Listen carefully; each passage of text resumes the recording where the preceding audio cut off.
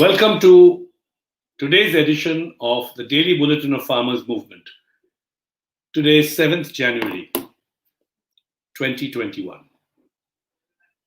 Tomorrow is 8th January 2021, an important day in the sequence of events. The government of India has invited the farmers to the next round of meeting tomorrow. One of the things I want to share and discuss is about the possible outcome of tomorrow's meeting.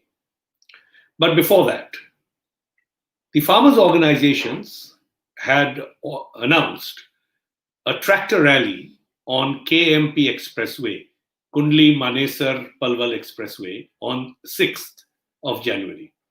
The weather was very bad. It was raining cats and dogs. And after looking at the forecasts, the farmers' organizations decided to postpone it by one day, from 6th to 7th January. So today, 7th January, was the tractor rally of the farmers on KMP Expressway. What was this tractor rally?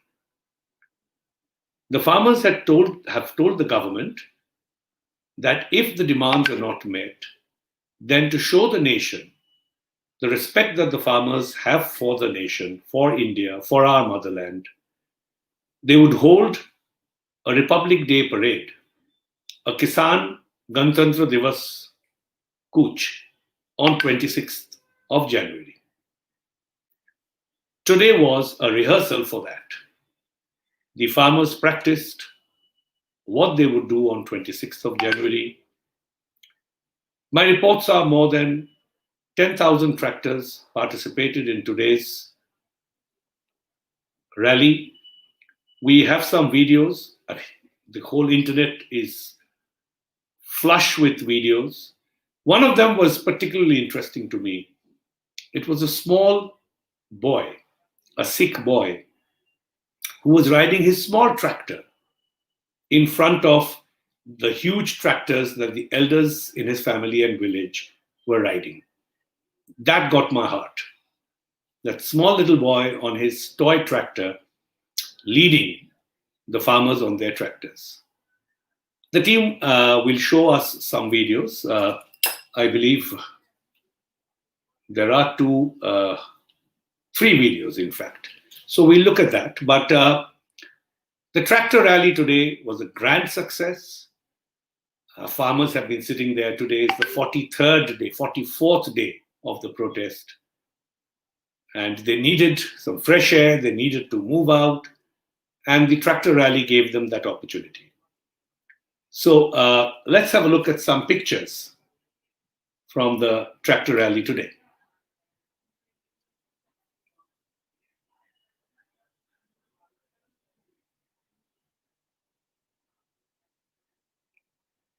They're assembling at the toll plaza, getting ready for the tractor rally.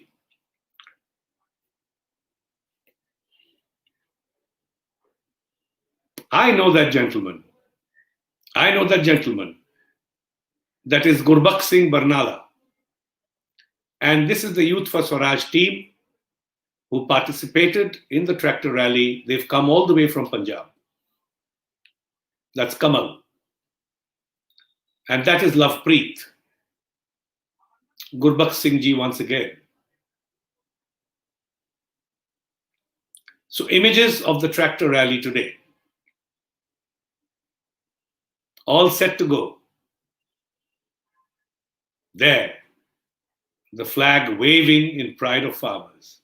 So this is a long shot. You can see the number of tractors in that rally. You can see the strength of the farmers, the resolve of the farmers from that picture.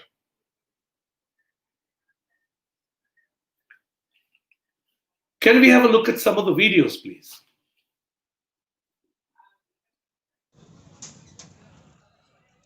यो भाई 23 sector का Raju palace के सामने ककरोई गांव के tractor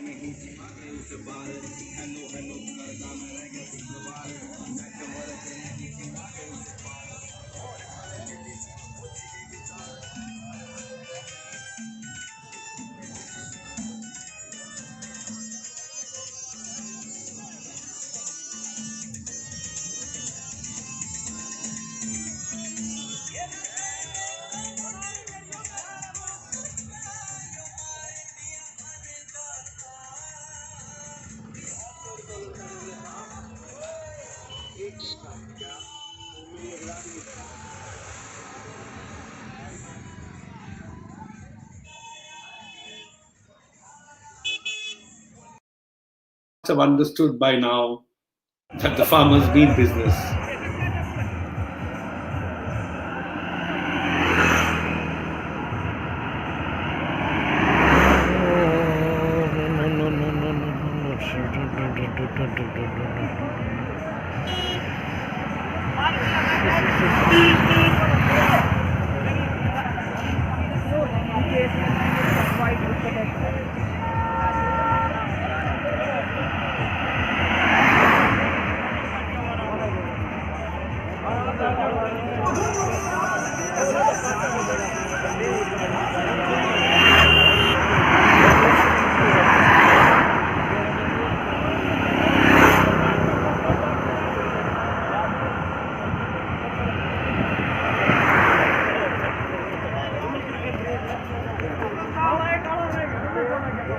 ले भाई ये हो गए नैना गांव से tractor From Naina Gaon. So, we have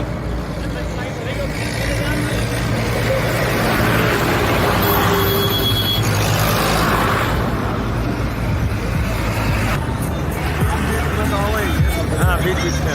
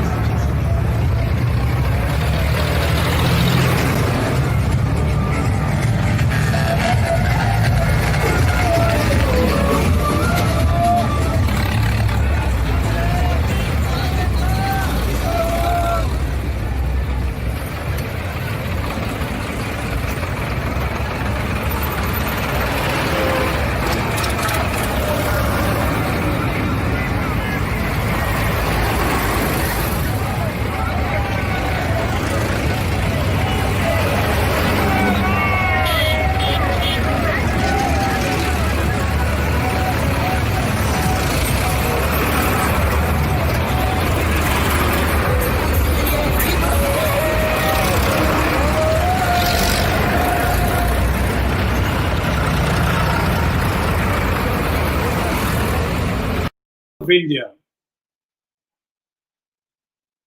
on dress rehearsal for Republic Day parade, the Kisan Andolan parade.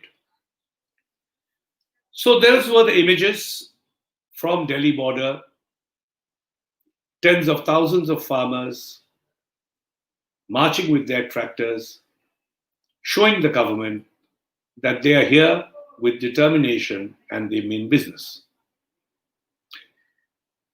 What the government will say, we will get to know tomorrow when the meeting takes place. But what is the government likely to say? Your guess is as good as mine. All kinds of stories are floating around. But here is some fact that I've picked up from authentic sources. 2 days ago, 2 BJP leaders from Punjab went and met the Prime Minister at his residence. When the leaders came out from that meeting, they said they had confidential things to discuss with the Prime Minister and hence cannot disclose. But they did say 2 things about farmers. One leader said that the farmers' movement has been infiltrated by Maoists, and it is these Maoists who are not allowing a resolution to take place. So the farmers' movements must rid themselves of these extremists and ultra-left elements. On the screen today, all of you have seen these tractors, the march, the number of flags. Did you feel that Maoists have infiltrated the farmers' movement? There are more than 450 organizations involved in the delegate protests. So this statement by a Punjab BJP leader 2 days ago is to be noted. The other leader said that the Prime Minister knows best. The Prime Minister has farmers' interest in mind. Therefore, the farmers should listen to the Prime Minister, should give up their demand for repeal of the laws, and accept the wisdom of the Prime Minister. These two statements from Punjab leaders belonging to BJP give us a hint that the government has still not understood the gravity of the situation. The government has not understood why the farmers are demanding repeal of the laws. And therefore, the government is not ready to listen to the demand of the farmers. We are going into the meeting tomorrow in this context, in this backdrop. While Punjab BJP leaders are saying that extremists and Maoists have infiltrated the farmers' movement, just a few days ago, the defense minister of the country, Rajnath Singh, said that it is unfair to call farmers' organizations and movements names. He was basically saying that it is not right to call the farmers extremists and separatists and Maoists. This confuses me as it confuses the whole nation. Here is a senior-most BJP leader saying that farmers' rights, farmers' protests are justified and they don't deserve to be called names. Just a few days later, BJP leaders, much lower in the pecking order, come up and tell you, give public statements that the farmers' movements have been infiltrated by Maoists. So this double speak, triple speak, quadruple speak confuses everyone. And in that confusion, the government wants to reap a harvest. What is that harvest? The government basically wants to tell the farmers that it knows best. It has made these 3 farm laws in the interest of the farmers. Therefore, the protest of the farmers is unjustified. Farmers must give up the protest and go back home. This is still the narrative that the government is pushing. And when we get into the meeting tomorrow, it is this narrative that will initially be articulated by the government. That's my guess. The agriculture minister has also not been helpful. He has been issuing statements left, right, and center, sometimes saying that the farmers are being adamant, sometimes saying that he's confident that things will get resolved, not once saying that the farmers' demands need to be considered by the government. So basically, the position that the government is taking is that we will not consider your demands. The demand for repeal of the 3 farm laws and the demand for making a law on MSP, making sure that farmers have legal right to receive MSP. On this question, I'm sure you have noticed another confusing statement that the government has issued. The government has said, we will give written assurance for MSP, but we will not make a law. As a person living in a democratic country, I ask myself, what does this statement mean? A law is a written document. It is enforceable through courts of law because people are guaranteed and assured rights under that law. The government wants to give a written assurance, but not a written law.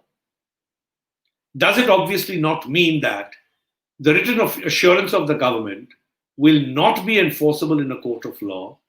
The written assurance of the government will be lesser than a law. Why is the government offering the farmers something lesser? The answer is simple. When the farmers go back with this written assurance from the government, and then they try to enforce that assurance, when they try to use that assurance to get what they want, the government will say that it's not possible. We cannot give it to you. I just want to remind you about written assurances and the BJP party's manifesto. Before the 2014 Lok Sabha election, they had given a written assurance in their manifesto that if they come to power, they will give MSP to all farmers at C2 plus 50% rates. That is a comprehensive cost plus 50% profit on that cost. When someone went to court, the government's position was that a manifesto is a wish list. It's something that we want to do, but we may not be able to do it. So you can't force us to do it. And the court agreed. The court said, yes, a manifesto is not an enforceable document. If a manifesto can't be enforced, if what you say you will do when you come to power cannot be enforced against you, you cannot be held accountable for it, what is the use of having a written assurance from the government? So in short, when we go into the meeting tomorrow, the government will again talk about written assurance on MSP. I don't know what the government's position will be on the repeal of the three laws, but a little bird tells me that the government may offer to leave it to the states to enforce these laws. This is important. The government, I say, may propose that these three laws will remain intact, but the central government will not push its enforcement and leave it to individual state governments to enforce it if they want to.